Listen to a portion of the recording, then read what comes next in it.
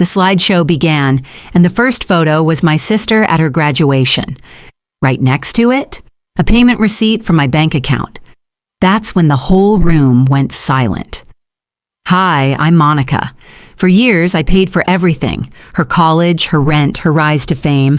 And while she basked in praise, I stayed invisible until the night I decided to show the truth to everyone. It wasn't revenge, it was recognition.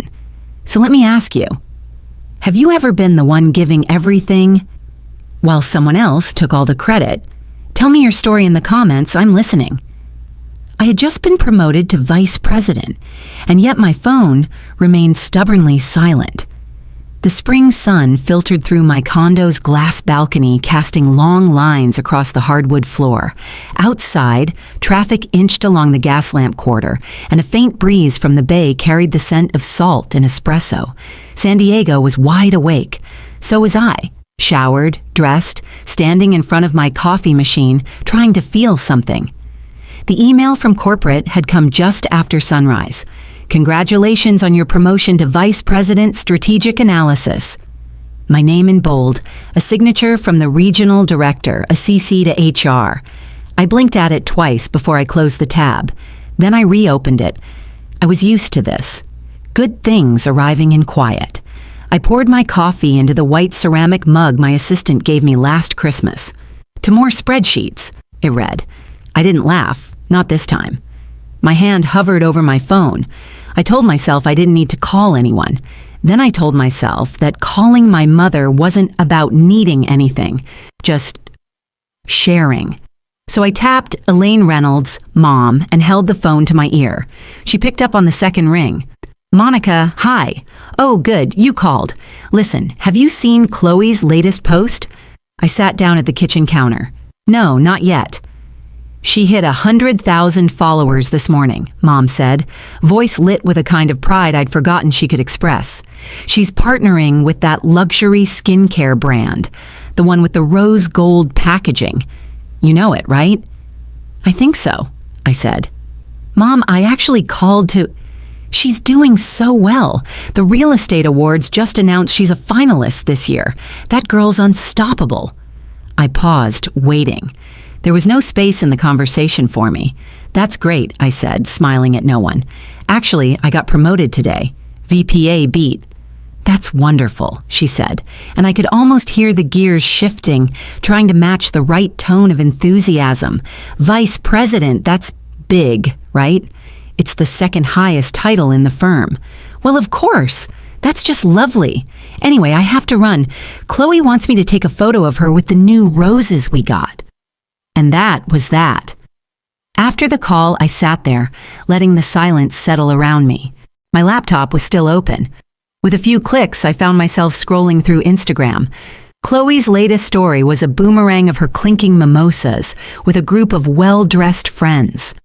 My mother sat beside her, holding up a fork with a bite of lemon ricotta pancake. The caption, "Family brunch vibes blessed." I wasn't there. Not that I was ever invited. It had become a pattern over the years, events I learned about through hashtags and polished photos. A flicker of memory broke through the morning light.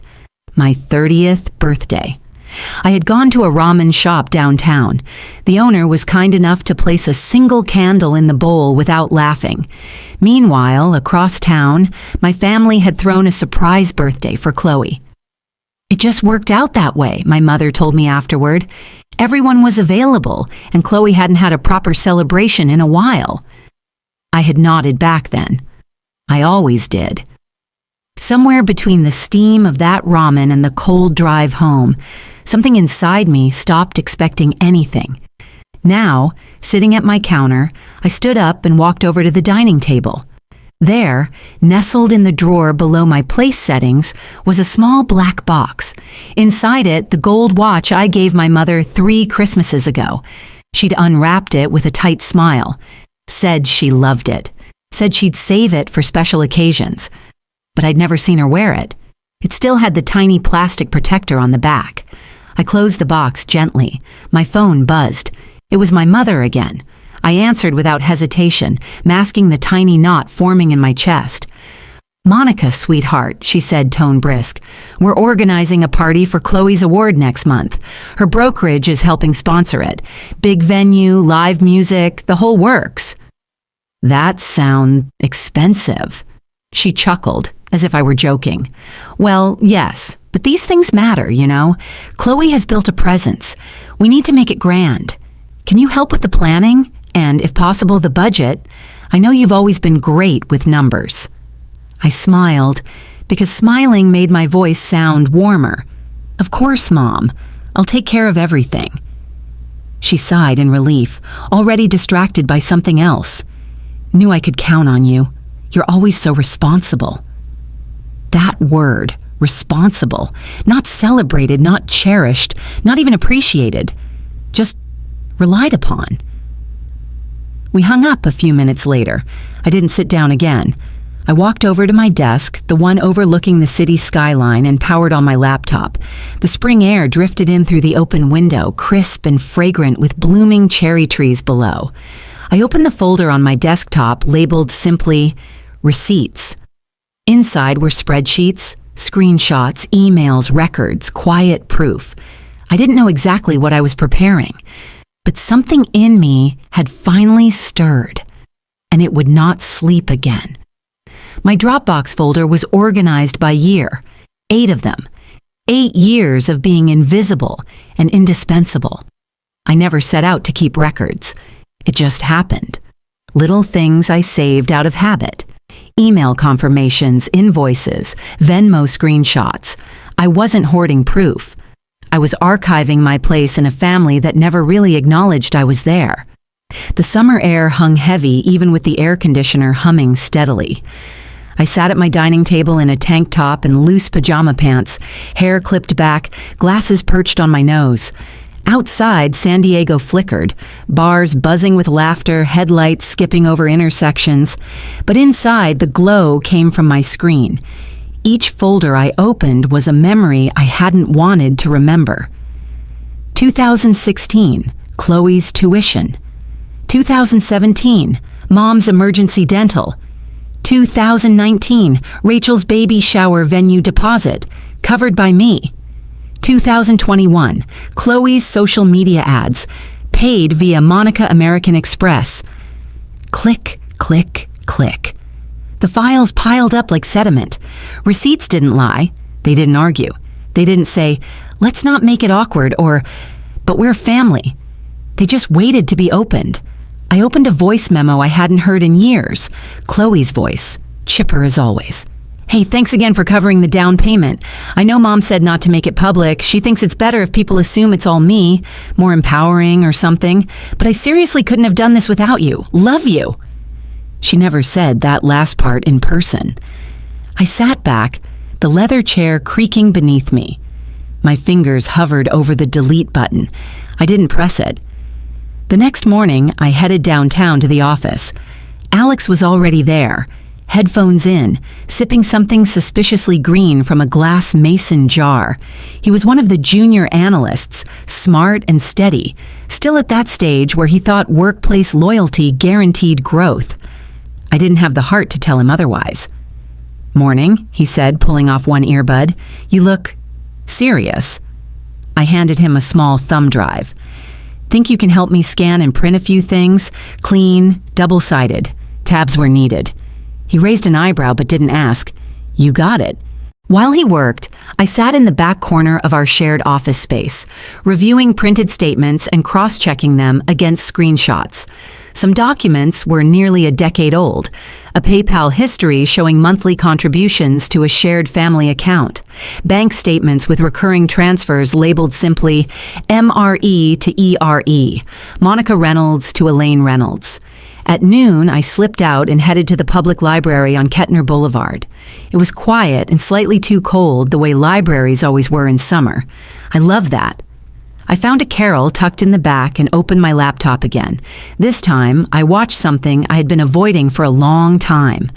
Chloe's acceptance speech. It was from 3 years ago. She stood on a stage at the Del Mar Real Estate Conference, hair curled to perfection, smile bright as any local anchor. This award means everything to me. I've worked hard, really hard, and I owe it to my passion, my hustle, and the belief that you have to build your brand before you build your business." The audience applauded. I didn't blink. There was no mention of the brand strategy I'd created for her behind the scenes, or the ad placements I'd quietly paid for, or the client list I'd helped her refine based on my firm's analytics. That was the moment I started writing the speech. Not hers, mine. By evening, I was sitting across from Mr. Davidson in a quiet office just outside Mission Hills. He was a kind-faced man in his late 60s, with hands that looked like they belonged to a carpenter more than a lawyer.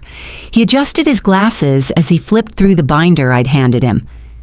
"This is extensive," he said finally. "Is it enough?" He didn't answer right away. "You're planning to present this at a private event?" he asked. I nodded. No publishing, no media, just a closed room, eyes only. He turned another page, Chloe's lease, which I'd signed as guarantor, an ad campaign billed to my corporate card, photos of event deposits with my name on the receipts, not hers. "You're not breaking any laws," he said slowly. "You're presenting facts, personal records, no stolen data, no defamatory commentary." I exhaled. "And frankly," he added, setting the binder down, "you have the receipts to change everything." It wasn't pride in his voice, it was respect. On the walk home, the streets were still warm from the sun. My heels clicked evenly on the pavement, a sound I'd always found comforting, predictable. Back at my apartment, I sat at the desk again, reopened the Dropbox folder. I had color-coded the files. There was even a small section titled Silent Investments. I stared at the blank Word document on the right half of my screen. My fingers floated above the keyboard. I thought about all the times I had stayed quiet to keep peace, about the birthdays missed, the credit misplaced, the parties I funded but never attended. I wasn't angry. I was done pretending I didn't exist. My voice came out softer than I expected, barely above a whisper. "I'm not doing this for revenge." My eyes didn't leave the screen. "I'm doing this for me." The invitation said cocktail attire. I wore armor, disguised as a sleek navy dress. It had taken me weeks to choose the right one. Something elegant, understated, sharp enough to slice through any whispered condescension. The dress hugged my waist and fell just below the knee, sleeveless but with structure. I added a thin silver bracelet and a pair of pearl studs. The necklace I skipped. It had belonged to my mother, and I no longer borrowed symbols. The valet at La Valencia Hotel greeted me by name. I nodded politely and stepped into the lobby, the scent of orchids and lemon water meeting me like a practiced smile. Everything about the place radiated curated luxury. White marble floors, hand-carved ceilings, ocean breeze sliding through the open terrace doors. This wasn't the first time I'd helped organize a high-profile event. It was, however, the first time the stakes were personal. I had gone over every detail, the amber uplighting to complement golden hour, the sea glass floral centerpieces to tie in with the coastal view, the champagne tower placed just right for the cameras. Nothing was left to chance. Not tonight. Elaine was by the bar, lips pressed into her signature event-ready smile. She wore a soft pink dress and carried herself like someone auditioning for local society pages. Chloe, meanwhile, floated around in a white feather-trimmed cocktail number, the kind only a certain type of woman could wear without irony. Her phone was glued to her hand, her voice a soft sing-song as she filmed another story. "Hold the glass higher," she told a friend, giggling. "Better lighting." I moved silently between staff, confirming names on the guest list and adjusting seating cards. Every time someone looked at me, I was just Monica, the reliable sister, the competent planner. No one saw the USB tucked inside my evening clutch, or the script folded beneath the lining. They saw a Reynolds daughter who knew how to keep things running. Elaine approached me just as I was checking the volume levels with the AV tech. "There you are," she said, patting my arm lightly. "Can you believe this turnout? I mean, even the mayor's assistant RSVP'd. I nodded, non-committal. Chloe's done so much, she continued, voice full of practiced affection. She deserves this night. Oh, and could you please read this? She handed me a cream-colored card. I unfolded it. It was a speech. My speech. Except I hadn't written it. The words were all flattery. Phrases like self-made and from open houses to high rises. There was a line that read, Chloe's journey is a testament to her relentless ambition, backed only by her own vision and tenacity. I said nothing. I folded the card slowly and slid it into my clutch. Elaine mistook my silence for agreement. Great, I knew I could count on you. She smoothed the hem of her dress and turned to greet a woman in a navy pantsuit. I didn't follow. Instead, I walked toward the back of the ballroom where the lighting booth sat elevated above the main floor. A young tech wearing a headset looked up as I approached. I'm Monica Reynolds, I said. Here's the USB for the slideshow. It should be cued right before the final toast. The file's labeled Legacy. He nodded, inserting the drive into his console. Got it. Want to double-check the cues? Already timed, I said. Just make sure the lights dim exactly at 7:40. As I turned away, my phone buzzed. A text from Rachel. You got this. Eyes open. Shoulders back. A smile touched my lips for the first time that evening. I responded with a single heart emoji. Back on the main floor, waitstaff weaved through the crowd, silver trays floating with sparkling wine and tiny crab cakes. Guests shimmered in pastel silks and light linen suits, talking shop, taking selfies. A soft jazz quartet played near the windows, and the ocean beyond was stained gold by the setting sun. I moved toward the refreshment table to get a glass of Pellegrino. That's when I heard her. Elaine, speaking to a woman I vaguely recognized from the local real estate board. Oh, Monica. She's between jobs right now. Took some time off to find herself. She laughed lightly as if it were charming, as if I hadn't been running strategy sessions at a firm that just promoted me to VP, as if I hadn't funded half of Chloe's so-called empire while Mom played PR agent for her rising star. The bottle trembled in my hand, just slightly. I poured, breathed in, and let the sound of the bubbles settle my pulse. Find yourself. I knew exactly where I was. At 7:30, the house lights shifted warmer and the music softened. The MC, a tan man with a velvet voice, tapped the mic gently. Good evening, everyone. Before we raise our glasses for tonight's toast, we'd like to welcome a very special guest. She's the sister of our honoree, the quiet force behind so much beauty and brilliance. Please give a round of applause for Monica Reynolds. The room clapped politely. I stood slowly, placing my clutch under one arm and walking toward the stage. My heels clicked evenly across the floor. I passed Elaine, who gave me a proud, performative smile. Chloe adjusted her posture, camera still in hand, her glossed lips forming a perfect O. I climbed the steps, one measured stride at a time. The spotlight found me. Behind me, the screen flickered, humming to life. I reached the podium and looked out at the crowd. Faces I recognized, faces I'd paid for, faces that never once asked who was footing the bill. I took a deep breath, steady and quiet. Before we celebrate tonight, I said, my voice smooth as glass, let's take a moment to look back. I pressed the button. The room dimmed. The first slide began to glow. When the first slide appeared, the room went dead silent. It was a photo of Chloe at her college graduation, champagne bottle in one hand, mortarboard tilted just so, smile sparkling like a magazine cover. But the photo was only half the screen. On the right side was a bank statement, a wire transfer from my account dated 2 weeks prior, labeled tuition balance, spring semester $7,812.50. The air shifted. No gasps, no outrage. Just quiet. Stillness. For the first time in a very long time, everyone was actually listening to me. I used to wonder what would happen, I said, my voice steady as the ocean breeze drifting through the terrace doors behind me, if I just told the truth. Click. The second slide. a lease agreement for Chloe's first office. My name appeared in bold: guarantor, co-signer, primary payer. I believed in her, I continued. When no one else would lease space to a 24-year-old with no history, I did, because that's what family does, right? Someone coughed near the back of the room. The band had long stopped playing. Glasses sat untouched on white linen tables. Even the chandeliers above seemed to have dimmed. Click. The next slide, an email thread. Subject: Instagram ads budget. Discuss.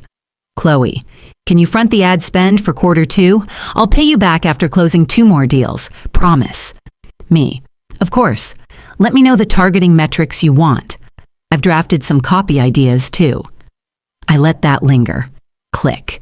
Screenshots of the very first ad, an overexposed shot of Chloe at a downtown cafe captioned, "Helping San Diego find home, one smile at a time." That ad ran for 3 months. I paid every cent. She got 8,000 followers from it. Click. A string of Venmo transactions, hundreds, sometimes thousands at a time. Label things like event dress, closing gifts, client lunch fund. Some bore emojis: a high heel, a clinking glass, a heart. They say love shows up in different ways, I said, turning from the screen to face the crowd. Mine showed up in silence, in spreadsheets, in automated payments and calendar reminders. Click. A photo from a birthday party. Not mine.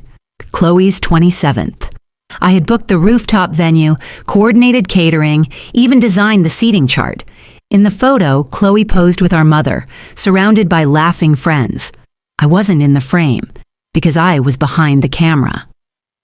People often ask me why I didn't post more on social media, I said. It's because I was too busy funding someone else's. A ripple moved through the crowd. Someone near the front crossed their arms. I saw a man whisper to his partner. Another guest slowly pulled out her phone, not to scroll, but to record. That was when Elaine stood up. "Monica," she called, her voice still honeyed, still trying to manage. "What are you doing?" I looked at her, not with anger, but with an odd, quiet clarity. "Something you've never done for me," I replied. "Speaking the truth." Click. One final slide.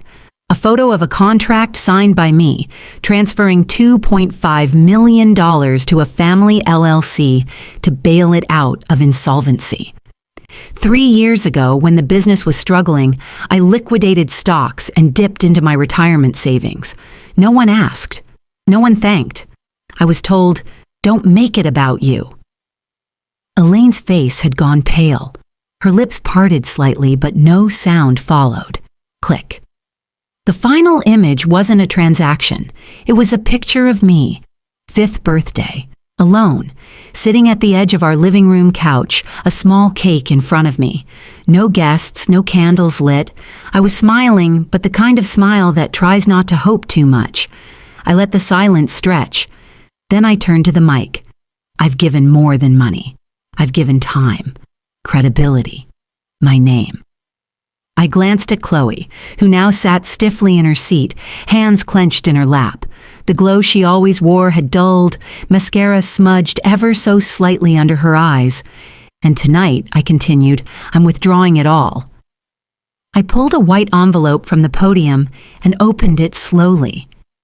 This is a signed, notarized declaration terminating all financial obligations and guarantees between myself and Chloe Reynolds or Elaine Reynolds, effective immediately. There was a murmur, one that grew louder. From the corner of the room, Mr. Davidson stepped forward in his charcoal gray suit, papers in hand. As the legal representative for Ms. Monica Reynolds, he announced, I confirm the validity and execution of all terms declared. Notices have been sent to the relevant banks, business registrars, and credit bureaus. All endorsements and guarantees have been rescinded as of 7:45 p.m. this evening. I didn't look at my mother. I didn't look at my sister. I just exhaled. My name, my labor, my voice. They are mine again. And then, without waiting for applause or reaction, I stepped away from the podium. The stage lights followed me as I descended. The screen behind me faded to black. I could feel their eyes, some shocked, some impressed, some quietly ashamed. And just as I passed the last step, someone clapped. Once, then again. Then several more joined in. Not a thunderous ovation, but enough. Enough to know I had finally been seen. And for the first time in my life, my hands weren't trembling. They were free. The morning after the gala, I wasn't Monica the VP. I was Monica who went viral. It started with a text from Rachel at 6:37 a.m. "You're trending. Everywhere. Stay calm." I hadn't even gotten out of bed yet. I sat up, heart hammering, and opened Instagram. My account, usually quiet, had hundreds of new followers overnight. I switched to Chloe's page. Her follower count, once sitting comfortably at 85,000, was now dipping rapidly. 78.3K, then 76.9K refresh, 75.5K. Comments flooded in, mostly on her latest post, the one from the party where she stood in front of a flower wall with a champagne flute, captioned, "Gratitude and hustle got me here. She paid for your hustle, girl. Your sister deserves better. Wow, you used her like a bank machine. Unfollowing. This is gross." I dropped my phone onto the comforter and sat in stunned silence. The local real estate blog had picked it up first. San Diego Gala ends in stunning family revelation. Then it hit Reddit. Then Twitter.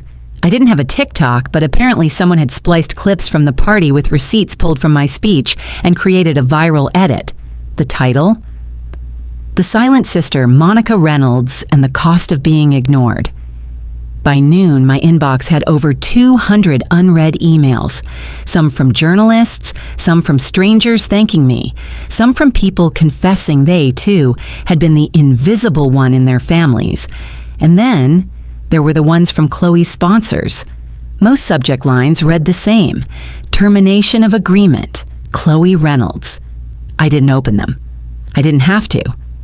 At lunch, I met Rachel at our usual cafe on Hawthorne. It was the kind of place that played jazz through vintage speakers and served coffee with orange peels and clove.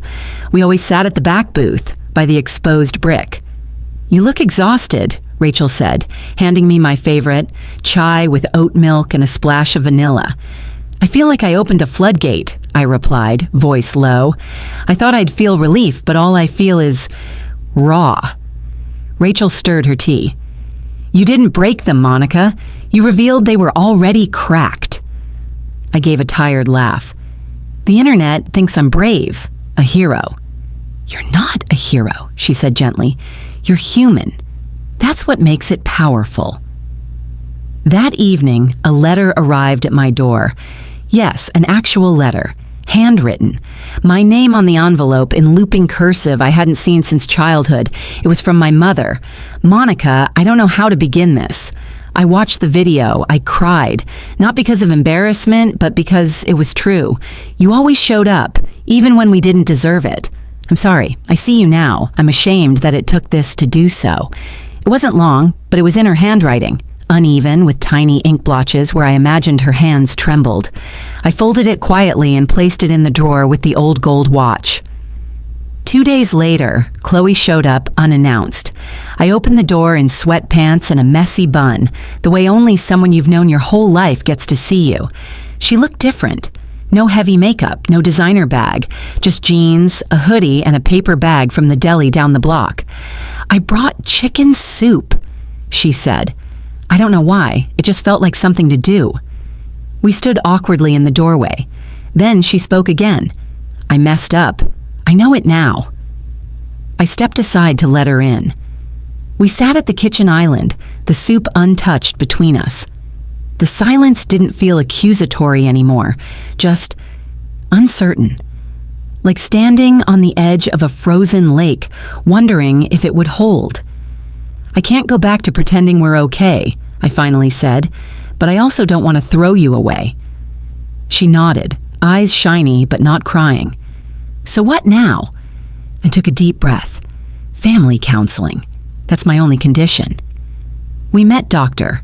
Anita Lee the following week. The waiting room smelled like lavender and worn leather. Soft jazz played overhead, and a stack of brochures sat neatly on a wooden tray. When our names were called, we followed her into a room with a large window, 2 armchairs, and a couch that no one sat on right away. Elaine arrived late, of course. She swept in with that old perfume, Chanel No. 5, and a blazer she'd probably worn to charity galas. But there was a softness to her, a hesitance. We all sat. No one spoke. Dr. Lee smiled politely, her notepad resting on one knee. "This is a brave first step," she said. "There's no goal today except showing up." Chloe stared at the rug. Elaine adjusted her bracelets. I watched them both. Dr. Lee gave us space. Let the silence stretch. Elaine was the first to crack. "You don't understand," she told the therapist. "When Chloe was young, she struggled with confidence. I thought giving her a platform would help her feel seen." "And me?" I asked. "What did I get? The bills? The silence?" Elaine looked at me, blinking hard. "I didn't mean to. I just thought you were strong. You only saw me when I stopped giving." Chloe shifted, still silent. Dr. Lee made a note, then another. Finally, she closed her notebook gently. "That was a beginning," she said softly, and somehow that felt true. When we stepped outside, the autumn breeze tugged at the corners of my coat. Chloe didn't say anything, neither did Elaine. But for once, the silence didn't feel like punishment. It felt like pause, like space, like possibility.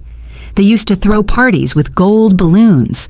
This time, there was a single cake, and no one tried to photograph it. The cafe smelled like cinnamon and old wood. Soft jazz floated from a speaker above the pastry case, where hand-drawn chalkboard signs advertised lavender scones and spiced chai. It was warm inside, warmer than I remembered from my college days, and the big bay windows let in just enough late winter sunlight to soften the sharp edges of February. I hesitated by the front door, coat draped over my arm, a tiny knot twisting in my stomach. I'd suggested the place without thinking.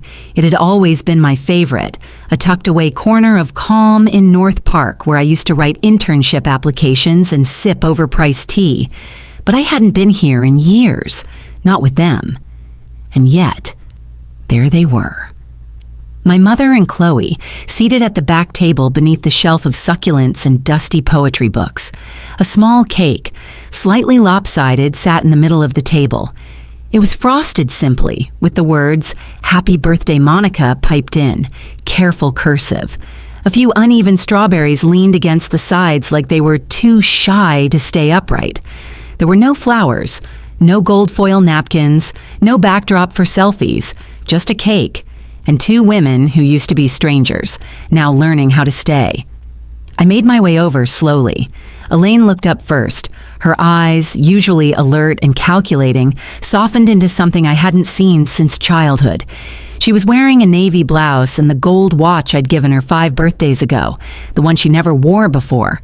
She reached for her purse awkwardly, as if unsure whether she should hug me or just smile. Chloe stood too, more unsure of herself than I'd ever seen her. She was in flats, no makeup except a smudge of mascara, and in her hands she held a scrapbook, thick, handmade, with fabric corners and a ribbon tied at the spine. "Happy 35, Chloe said. "I'm glad you came," my mother added, voice quiet. I took the seat across from them. The smell of tea and warm vanilla curled up from the table like memory. Chloe pushed the scrapbook toward me. "We made this. Well, I made most of it. Mom glued things," and cried. I opened the first page. There was a photo, one I didn't remember being taken, of the 3 of us sitting on a therapy couch, all in different stages of discomfort. Elaine's arms crossed, Chloe looking at the floor, me in the middle, trying to keep my expression neutral. Below it was a typed journal entry. Week 1. Dr. Lee asked us not to fix anything, just to sit in the truth. I turned the pages slowly. Photos of us after sessions, standing in parking lots, notes, apologies scribbled in margins, a quote I vaguely remembered saying, printed in Chloe's handwriting, I didn't need praise, I just needed presence. One page held a photo of Chloe at my doorstep with the paper bag of soup. Another was just a list, things Elaine had written down she regretted never saying. Some were simple. I liked your haircut in 2018. Your first report as an analyst made the news. I clipped it. I didn't say anything. My throat tightened. Near the end, a photo of the watch, and a single sentence beneath it. Today I wore it, not to match my outfit, but to remember what I missed. The last page was blank except for a small square in the center labeled, Tonight. I looked up at them. The awkwardness hadn't disappeared, not fully, but it wasn't sharp anymore. It was more like new shoes breaking in. Uncomfortable, yes, but hopeful. Rachel had offered to come. She'd even baked cookies, but I told her this was something I had to walk into alone. She understood. She always did. The tea came. Chloe had ordered my favorite, Earl Grey with milk and honey. Elaine ordered the same, without comment. It sat between us like a shared language we were slowly relearning. We laughed. Once, Chloe told a story about her failed attempt to make meringue without a mixer, and Elaine wrinkled her nose like she still didn't fully grasp what egg whites did. No one pulled out a phone, no one filtered the moment. We just were. I picked up my fork and glanced down at the cake. It wasn't elegant, but it was real, slightly uneven, like us.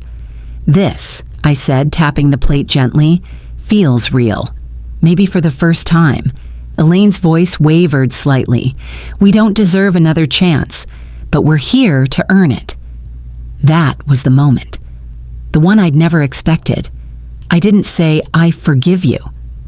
That wasn't the point. The point was that we had stopped pretending. And in the space that used to be filled with silence or performance, something else was beginning to grow. After dessert, we lingered, talking about nothing in particular. The weather, a dog outside in a yellow raincoat, a book someone had half finished. It wasn't groundbreaking, it was normal. And that's what made it feel extraordinary. On the walk home, I pulled out my phone and opened my calendar.